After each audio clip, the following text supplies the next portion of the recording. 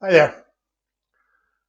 Although this video is entitled Compound Profit Day 6, Day 6 has been something of a non-event. Lost the first race, £16 gone, and so I didn't bother recording that. Instead, what I've done is I've actually switched to simulation mode to test out some ideas and review the spreadsheet because I've made some changes to it. So I thought I'd spend some time on a video showing you what I've done. We'll pull up the spreadsheet. These are the results I've had in simulation mode. Typical. But essentially, if you recall from the original spreadsheet, there's a whole load of columns which are all showing the same thing effectively. The only difference between them is they have a different target profit percentage. You don't actually need all these columns. You just need the two columns where you can specify the percentage and the green up. But I've added in some other columns and some other details. All the columns with pastel green background, they all contain formulae. So in here you would go in and put in whatever your initial stake is. In here obviously you would put in your percentage target profit, and from that your stakes for each individual bet within the sequence are then calculated based on whatever the target green up is, which is also calculated based on your percentage. But in this column here, you can put in the actual profit that you've obtained during the race.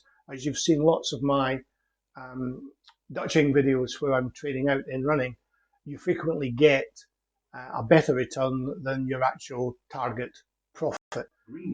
And that's what's happened in this particular case here. Let me just quickly switch to that to make sure this thing greens up properly. 32, where are you? Ragamuffin, right, you're not going to trade at 32, so we'll take the 20. Okay, let me just bring up the spreadsheet again. And so what will happen is this column here actually shows your total profit for the sequence as you're going on.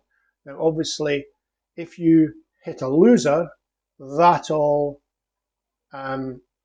doesn't disappear because these are all greater than the corresponding green ups.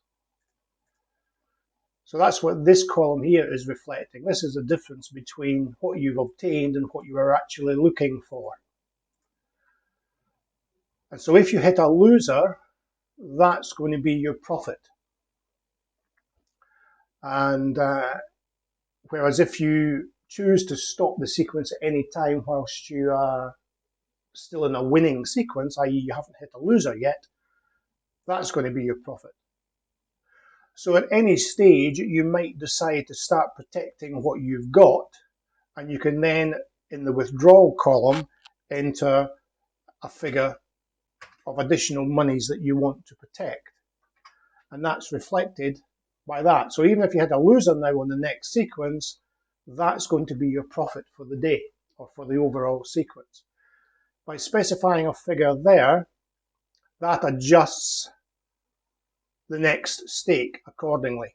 Okay, so if I just delete that again, that's the stake that I've actually just been placed on this race here.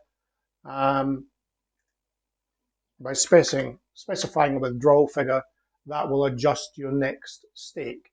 And that can be useful for a variety of things. For example, you may find that when it greens up, not all of the green up process works, and so you may end up with a loss. Let's say, for example, rather than 12, but this was a minus £5 loss because the whole thing didn't green up properly. What you can do is protect that and essentially reset that. So if I was to specify my target profit there, so essentially I'm just going to do that bet again at the expense of my guaranteed profit, whether I hit a loser or not. Okay, so let me just undo those. Now this looks like it's traded out okay for £20. Excellent. It's funny how these things always work in simulation mode. Right, so we can now go to £20. So at any time when you start thinking that you want to protect your money, you can do simply by specifying a withdrawal in there. So you can do it in any amount that you want. So for example, if I wanted to protect 40 quid, I just stick in 40, but it means that my corresponding stake for the next bet drops by £40. So essentially you're resetting yourself back to here.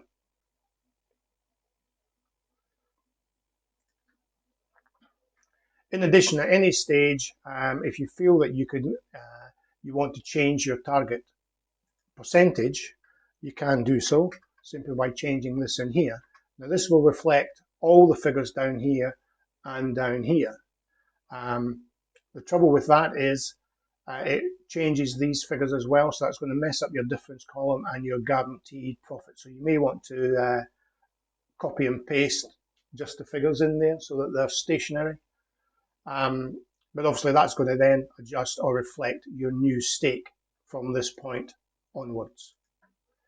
Generally speaking, I would keep the profit target the same for each individual sequence, and if you find that you're getting significantly more profit each time, start to think ramp that up in subsequent sequences. So there you go. So you can use a spreadsheet to essentially track your staking and your potential profit, and at any time. So for example, I've hit £104 here. I might think, right, okay, let's just end that for the day. I'm going to carry on since I'm in simulation mode just to see what sort of run I can get. Because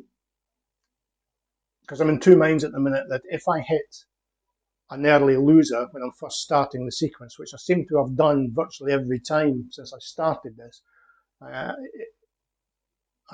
have been struggling to get any sort of momentum built up, which is what you need. You want to get to a point where you're at, where you're playing with free money, and that then sort of starts to alleviate the pressure. So I'm in two minds. If I get an early loser, do I then start a new sequence that day, or do I just finish that particular plan for the day and wait till the following day? I haven't decided. Anyway, that's how the thing's going, and the spreadsheet is still available on the original link in the community section. As I say, I don't know how long that will be there for, so grab it while you can. Thanks, guys.